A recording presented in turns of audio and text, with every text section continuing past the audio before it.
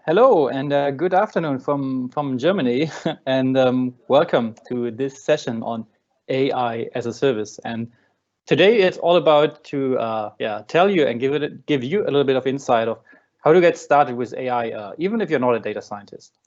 And before we start, just let me briefly introduce myself. I'm Tobias. I'm a senior data scientist working for a company called Deutsche Messe.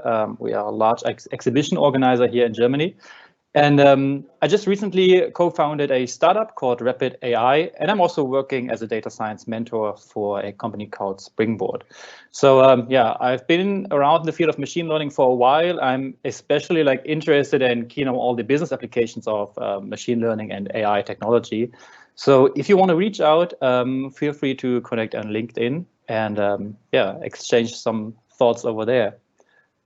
So, before I really dive into the topics of our talk, let's quickly discuss and make sure that we're all on the same page here. So, what is AI?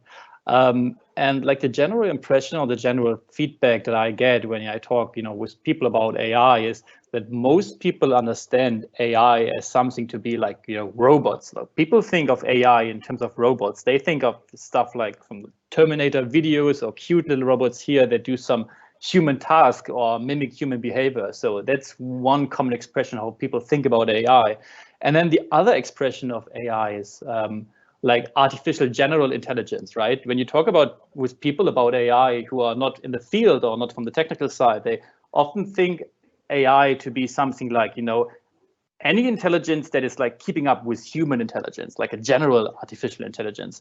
And it turns out quite if you're working in the field and if you're more closer to the technology, those two pictures, in my opinion at least, are not really a good way to describe AI, because they often provoke fears and they often provoke things where people say, oh, am I going to be replaced by AI, and am I competing against this AI? And my whole point today here is actually to convince you from the idea that the AI or AI in general is not your enemy. It's actually your collaborator and it can be a great leverage for you. So what is AI today actually? And I myself, I see it from a very practical perspective. So if I would need to define what AI is, then I would say that AI basically is just a set of tools for writing software in a different way. And when I mean writing software in a different way, that means that nowadays programmers are able to build software not by telling the software exactly what to do, by writing thousands of if statements of, of detecting stuff on images or so. Today you can write software by example. You basically just have enough examples of a certain problem and a solution of this problem. And then you give, you put an algorithm over that, and it gives you the possibility to train that algorithm or to build that software by examples. And I think this is really a quite practical way to describe what AI is. In the end, AI is software, and it's a tool for software, and it gives programmers an alternative way of telling computers what to do. And there's a great saying that goes like, AI automates the ineffable. And this means, for example, if I'm a programmer and I want to write a software that is let's say, detecting cats on images, right? It would be very hard for me to express to that software what to look for in order to detect cats in images. For example, I could say, well, it has certain shape of ears and two eyes and a nose and a mouth and everything. There would be a huge amount of rules that I would need to program in the software. And some of those rules I even don't know. But what AI can do right now is you can just give it a bunch of different labeled items, labeled data sets, labeled images in this case, and say, hey, this is a cat and this is not a cat, and then let the AI figure it out. And this is quite a kind of boring approach, but it turns out this approach is extremely useful. And just to give you some ideas of how AI is applied today in business, in my thinking, there are two basic areas where AI can be applied and where AI can be a big leverage. And the first one is like this, and this quote here is stolen from the Four Seasons Hotel, and they have a rule which I think applies perfectly to AI and AI software. And this goes like, systemize the predictable so you can humanize the exceptional. And I think this is really, really beautiful statement that expresses what AI can do in your business. AI lets you handle all the repetitive and tedious tasks that are like, very predictable and very routine. So it gives you time and frees you up so you can invest even more time and energy into those events and those situations where you really want to, for example, deliver exceptional customer service, or where you want to humanize the whole customer experience.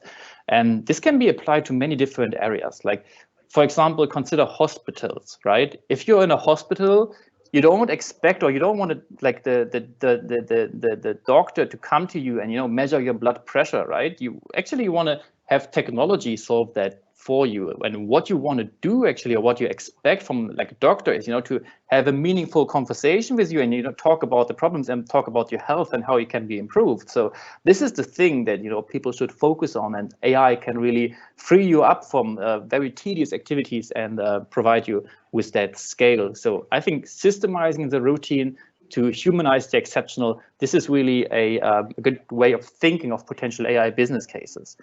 And then I would also like to introduce this second concept to you. And this is the concept by Dan Sullivan, who invented, or who came up with that idea of who, not how. And the who, not how concept is, if you translate it to a business setting, it means like when you're faced with a business problem, you should not figure out like how to solve that business problem on your own and figure out how to do it, but to find someone who is best equipped to do so, and to give that task or this problem just to that entity, that organization, that person, not how, and the who to that is doing this.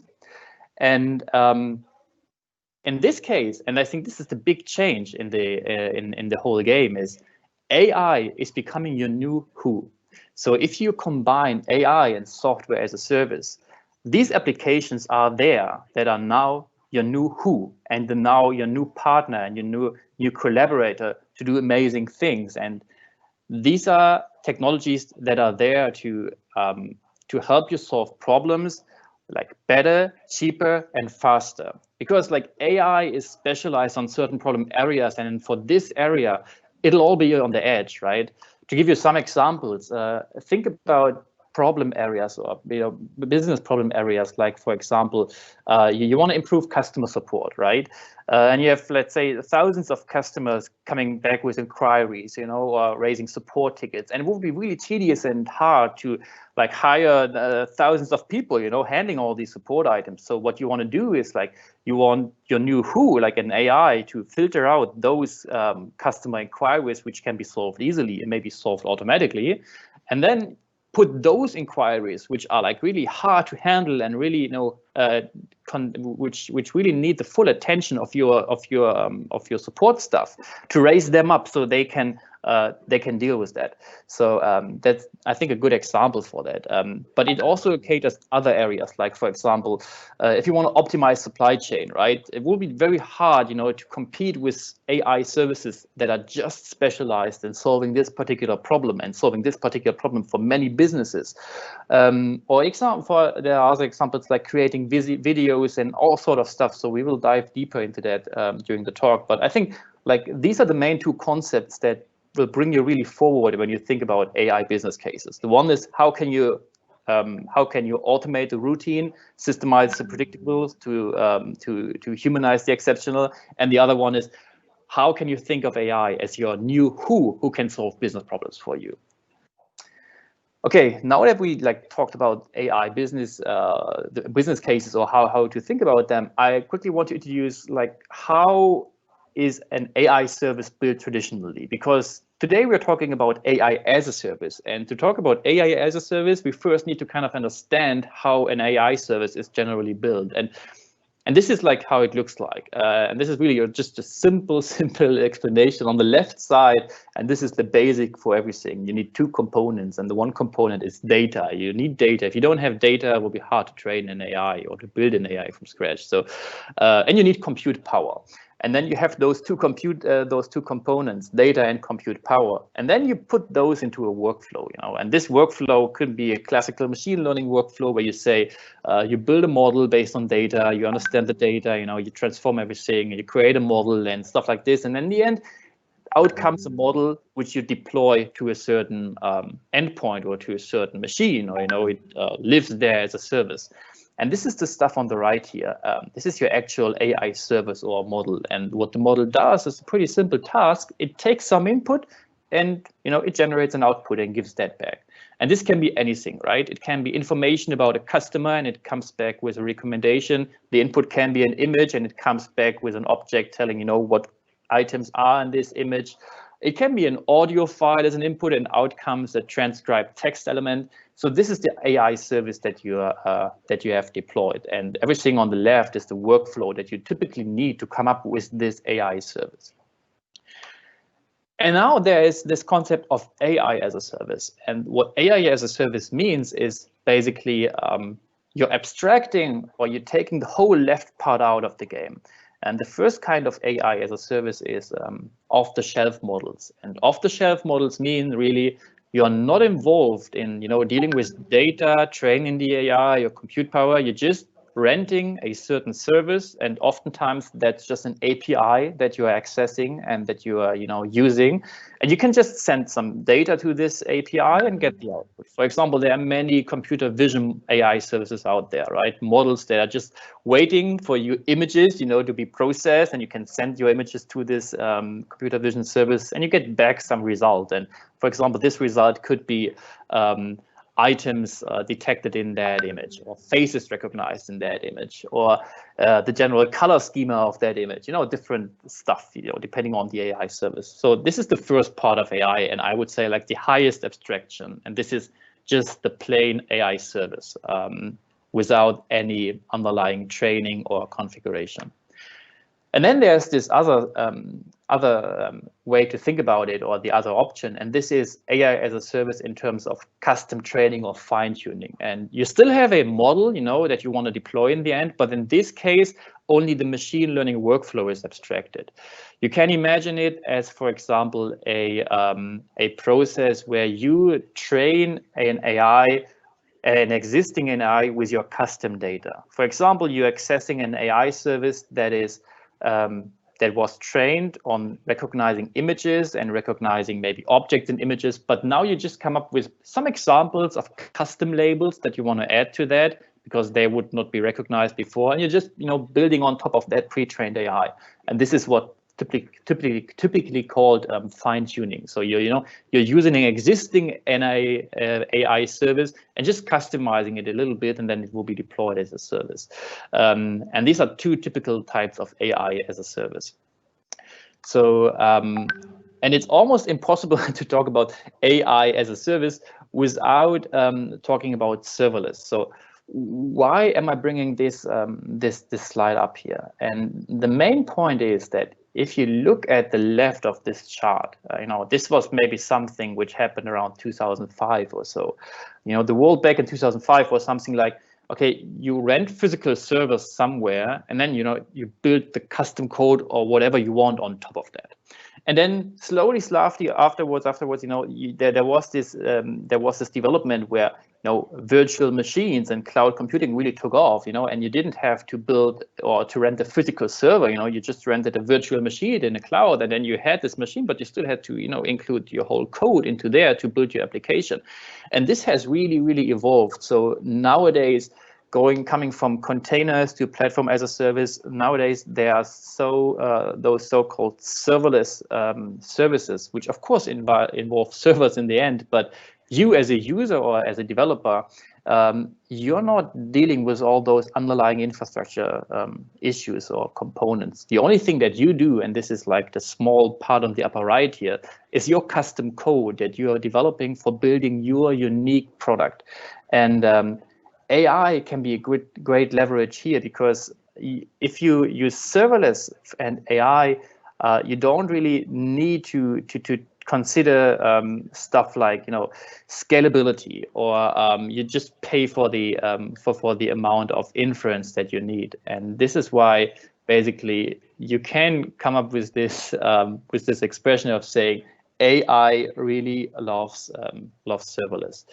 And the reason why this is the case is, I think, three components. The first one really is scale. Serverless means like scaling limitless up and down in a matter of seconds, basically. And the second one is cost. You only pay as you go. You pay for what you need, so it's really cheap to get started. And the third thing is speed and rapid implementation. So this chart here on the right, these small icons, this is basically just an example of showing you how an image recognition system could be built completely serverless without, touching any virtual machine or any underlying infrastructure configuration exclusively on AWS. So the serverless world today is ready in a way that you can combine different existing components and create your unique product, and then leverage AI services like you can find them here in the lower part of this chart, where you have pre-made AI services like image recognition, AutoML, text-to-speech, or analysis of documents, for example. And if you combine those and scale it to a serverless environment, you can basically just deliver the AI service without thinking of what happens if multiple users are now accessing my AI and want to get some inference from their data. The whole system will crash, and what do I do if there's a new version out of that system and so on? So it's not happening basically because you can rely on those serverless on those services to work nicely together. And this is a great really enhancement for AI as a service to come up with a serverless ecosystem where you can deploy it and run your own application and experiment very fast with that. So having talked a little bit about the the basic fundamentals, and hope I have convinced you that AI and serverless goes pretty close together. I now want to dive deeper into different AI service categories. So the question is, like, if you want to go out and if you want to rent an AI service, what's out there? And it turns out like there are thousands of different AI services that are just waiting for you to be used. But if you try to cluster them or put them into different categories or groups, this is my personal take on that: how to cluster those AI services and how to how to categorize them. And this is computer vision, like stuff dealing with images and video, NLP and speech, everything dealing with text and audio. AutoML, everything that like involves your custom data, where you have to actually provide your own data to build a machine learning model, for example. And generative services, where you create media files. And let me give you a brief introduction to each of those areas and give you some examples what it means and some typical use cases for that. So let's start with computer vision. And computer vision, as I already mentioned, it basically you can imagine computer vision as a way to let machines see your images or documents in order, to analyze, detect or extract meaningful information. So classical tasks here are, for example, object detection, face recognition, text extraction, identifying landmarks, so special places on images, and these are the tasks. And what do you use them for, and what are use cases? And this can be, for example, things like identifying entities for further downstream processing. Imagine like counting stuff on images, counting people, counting objects, counting cars, and using this information to trigger some business workflow afterwards. You could read traffic sign signals from picture or any other signs, for example, and extract this text and use it in other downstream services. You can use computer vision to classify images, to mask faces. The use cases are pretty much endless. You can do so much if you have the ability of giving an image to a computer and getting some meaningful information back in a structured way that you can use for your applications. So these are some use cases, but there are literally thousands of use cases for computer vision. And just to give you some idea how that looks like if you send an image, for example, to an AI service, in this case, this was an AI service from Google Cloud Vision API. If you send an image there, it will, for example, detect people there, right? So you get back a JSON object, and you get the coordinates of the objects that were discovered there. And you can write some or build those bounding boxes by yourself, and then you can identify those people who existed there or who were recognized. Another example is face recognition, for example, where this is also an example coming from the Google Vision API, where faces on images are detected, but not only faces, but also face landmarks or face properties, like, for example, eyebrows, the nose bounding box, or the bounding box of the mouth. And this information can then be used to model, sentiment, to model things like joy, sorrow, anger, and so on. And this is also comes back in a nice JSON format, so you can use, and you can, for example, analyze how satisfied customers are looking on different photos. And there's also this use case that I mentioned before, custom labels, where you pick a use case that was not like trained on this AI, but you can train it yourself and with very few training data. And this was a use case for a virtual AI referee, and this was a out-of-the-box AI model from Amazon, which was then fine-tuned to detect fouls, basically. And what happened was just this AI was given a sample size of, I think, like 50 images or so with fouls from football, and they were labeled. And so you could train this AI to detect foul in a football game, and this is a good use case if you want to build a virtual referee, for example. Given a certain picture, it tells you, is this a foul or not? And if you want to build that from scratch, like without any pre-trained model, you would need like thousands, hundreds of thousands of images to actually to train an AI that is able to, for example, identify people on those images, right? And the out-of-the-box AI service models, they have been trained on that, and now on top of that, you're training custom labels, and this makes it really, really powerful because you have that like big pre-trained AI model there, and now you can like adjust your individual use case and build things like this in a matter of maybe a couple of days or a couple of weeks, and come up with your own use case. And this wouldn't be possible without like serverless computing or like the power of pre-trained AI models. Coming to the next cluster or the next category, and this is natural language processing. And basically NLP, it lets computers deal with human language. That would be a simple explanation for that. It gives machines the ability to analyze, interpret, and generate human language. And like typical tasks, for example, are analyzing the sentiment of text, identifying entities, key phrases, summaries, answer retrieval, everything that's written here. And the major use cases are now used or are now applied, especially in the field of marketing, analyzing customer feedback as like a traditional sentiment analysis use case, but also like categorizing content and providing context around content in order to organize contents on websites, for example, but also like chatbots or automated support systems where users can just write a question and get an answer back. And I think this really applies to both concepts of who, not how, and also like automating the routine. Like you don't want to put your support force in like the first row where they answer like questions over and over again to customers. This can be done pretty well using a good AI service.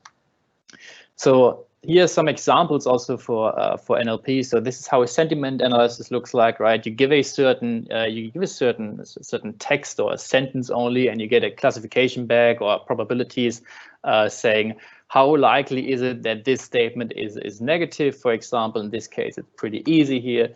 Or entity detection, where you identify real world entities in texts. And this one here is a little bit tricky because next summer, okay, this has some time aspect, it's pretty clear, but look at the places. It says here, next summer, I want to visit Barcelona and Lyon. And Barcelona, I mean, it's a location, it's pretty clear, but Lyon, for example, could also be lion, right? But in this case, the AI identifies this to be a place, and could be because it's like written with capital letters. But all these rules, all these ineffable rules, right? Nobody has really programmed that. It's just trained on huge amounts of data, and this is what you can use now also for your own business case. Coming to the next one, AutoML, and AutoML is basically the automation of the machine learning workflow that we saw before in the chart, how to build an AI. And it's basically the approach to solve a problem by sheer brute force. So given a certain data set, AutoML will find a best fitting model to predict a certain target variable, and this has numerous applications. You can do all the basic supervised learning stuff, predict classes, categories, numeric data, impute missing values, but also apply to more advanced things like time series forecasting or even recommendation systems. So these are AutoML systems specialized for some use case areas. And the way they work is pretty much the same as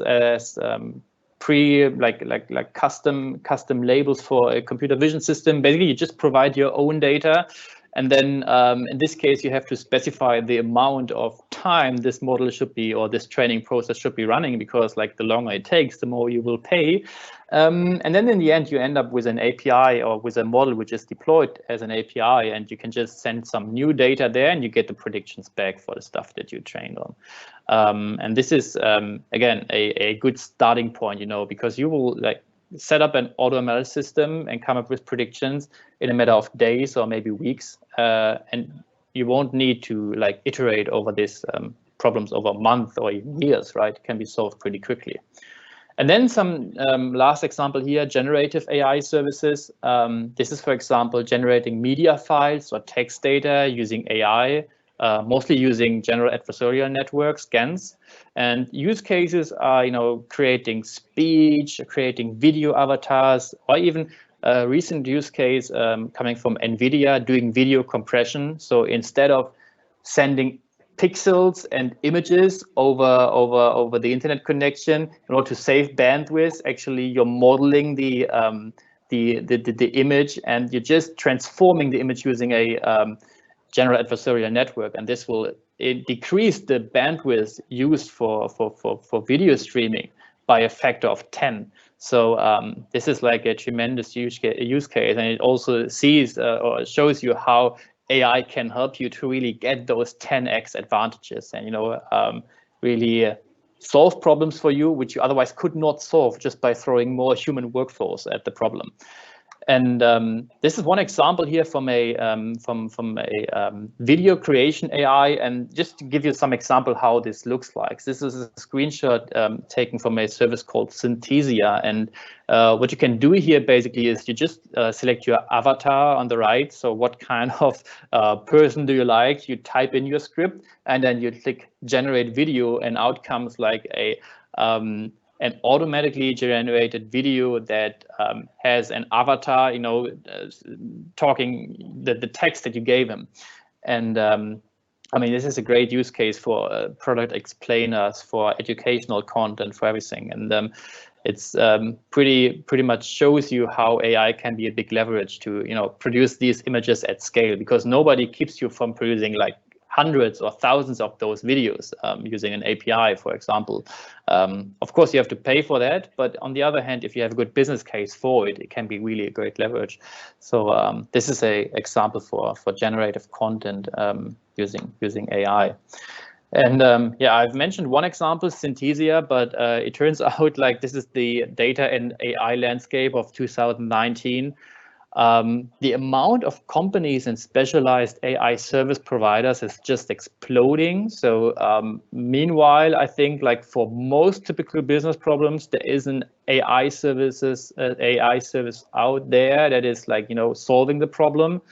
And if you zoom a little bit into that and look at the core offerings of AI, like computer vision, speech, and NLP, and what they call here horizontal AI, broad AI use cases like AutoML. Also, you have really so many different providers here that you, in a way, you can get lost. But on the other hand, if you know how to navigate, you will really be able to find service providers that are just solving your problem and help you to see that exponential growth, and to help you solving your business problem using AI. And the three major service providers in this area are obviously the big hyperscalers. So Amazon, Google, and Microsoft, they all provide their own cloud infrastructure, AWS, Google Cloud Platform, and Microsoft Azure.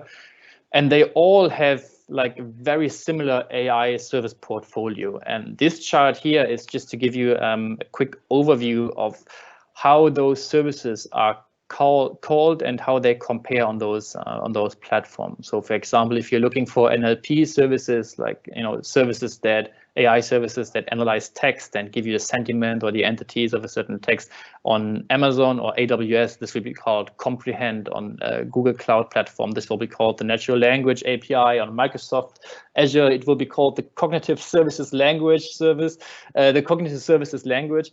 So they do similar things, but sometimes they have a completely different naming, which makes it hard to navigate, especially if you're a beginner or if you're new to this.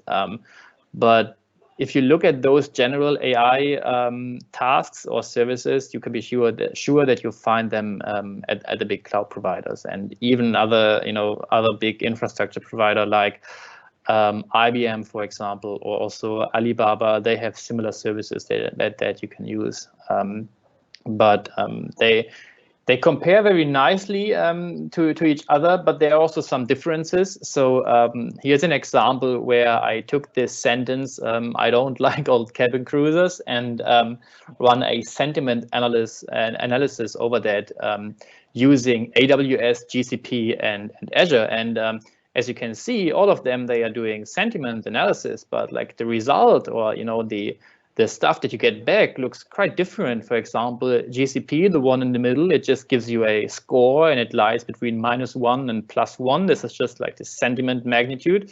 This is the sentiment expression without the magnitude. And the other providers, they give you like an array of different keys. In this case, for example, on the left, AWS, it gives you a mixture, an array of positive, negative, neutral, and mixed sentiment. And it's essentially a probability distribution, so you can like think of it in a different way and see, okay, like there's a huge or a big negative impact here, but there's also some like neutral element attached. On the right hand side, for example, Azure, they don't have this mixed attribute there. So yeah, it's basically a similar thing, but again, it's not exactly the same, right? So it always like comes down to what do you want to do with that sentiment analysis? What do you need? What do you want to do with it? And then like the service that you need for that might be different. So I wouldn't say that like AWS is the best one for you because it provides more data. But in some cases where you just want to classify a statement or to be like positive or negative sentiment, the result score from GCP, that single variable might be the best one for you because you can just directly use it, right? So you don't have to worry about checking all those different things here. And yeah, this is just a quick outlook because it can be like so complicating to navigate this landscape. That's why we came up with a startup called RAPYD.AI, which basically lets you access all those different services from one single interface. So you don't have to sign up to Google and you don't have to sign up to AWS and Azure, but you can access everything from your one unified platform, and makes it really easy like to prototype and to try those services out. So AI as a service, pros and cons. This just as a small wrap up, and also to give you some thoughts on this. What are the pros and cons of AI as a service? And on the pro list, there's definitely speed. Like AI as a service, I mean, it's just ready. You can use it directly. It's great for rapid implementation. You can just use that API, implement it into your software, and see how it goes. Costs is, in my opinion, a great pro, especially in the beginning, because it's pay as you go, right? If you don't do much, you don't have any costs associated with that. Instant scalability, so you can grow to any scale at any rate with marginal costs. You don't need to have like big upfront infrastructure investment to cover the peaks. It's always improving. So if you take a AI service from Google or Amazon or Azure, they are always on the edge. They are always improving their services. So you will benefit from those services directly. You don't need to take care of that. You will always like have the latest and best model that they deploy. And of course, there's no or maybe few machine learning knowledge required here. Everyone who knows how to work with an API can basically use those services and benefit from them. And on the cons list, on the other hand side, there are things like AI as a service only works with online connectivity. And this might seem like, why should I care? It's always online. It's maybe a web application. It's always online. But it has some implications, especially if you try to integrate it, for example, within an organization, and maybe you don't have that outside connectivity because of security reasons, or you're not in the cloud already, so you can't just access external APIs. So this can be a stopper here and can be a trouble, also in terms of like data security and privacy issues. And often those services require a cloud setup or project. To give you some example, if you want to do inference on image data on AWS, you mostly need to upload your images to an S3 bucket. So if you don't have a cloud project on AWS and don't know how to do that, you're a bit lost because you can't just send an image to an API. You need to store it on a physical system there first. Then you don't have any control over the model. I said it's improving all the time, but is it improving in the right direction or not? If they just, skip a certain label that you used before, you can't do anything about it, so you don't really have control over it. And all those big AI services, they were optimized for general data. They can detect things like bicycles, cars, people, logos, whatever, like, general stuff. But if you're really in a specific area and you want to, like, I don't know, identify screws or nails or shoes or whatsoever, this could be like complicated, and it would require you to come up with custom labels and, to fine tune this AI to a specific problem. It can be expensive at scale because if you have that workload, right, these things are like scaling at any rate, but this means also scaling at any rate also in terms of costs. And managing privacy can be an issue, especially if you're using services from Europe in the US. This is a big issue, and not all AI services are available in Europe, for example. So some AI services you just cannot use because you're not allowed to like transfer personal data into the US. And this is my last slide, takeaways. So what to take out of this short talk today. And in my opinion, like the first thing is, don't let AI scare you. It's not your enemy. It's your who to solve business problems. So don't think of AI in terms of robots that are taking away or taking over mankind. AI today is a type of, it's a way of programming software, and it's your collaborator and your enabler for solving problems. If you're looking for business cases, this is the second point. Let AI take over the boring tasks. AI handles the routine and learns the ineffable by examples. So it gives you more time to take care about the exceptional things and care about your customers. And try before you buy. Like, my recommendation would be, before you go ahead and like build a big AI team and hire a bunch of machine learning engineers and everything, try to use off-the-shelf AI services for quick and easy prototyping and proof of concepts. And and build prototypes before you invest into like building heavy AI solutions yourself, because there is this saying of like 80% of each machine learning workflow is data cleaning. And I would add another 80% is deployment, because this is oftentimes overlooked, right? Like, nobody's looking really at deployment, but if you deploy an AI service yourself, you have to allocate resources and budget and manpower to manage that thing, because it will be getting worse over time, and you need to take care of that. So this is an issue. You can't just set up an AI service and say, okay, it's there and the work is done, right? The work is still continuing and going on. And like, last point is, even you're not in technology, or even you're not a developer or anything, just generally try to learn about available software as a service or AI as a service providers in your market category, because it turns out they can give you a huge leverage if you use them correctly and if they are providing a good service. And just give them a try, because in the end, those might end up to become your new who. And And this is the end of my talk. And I hope you enjoyed it. And I'm now ready to take questions if there are any.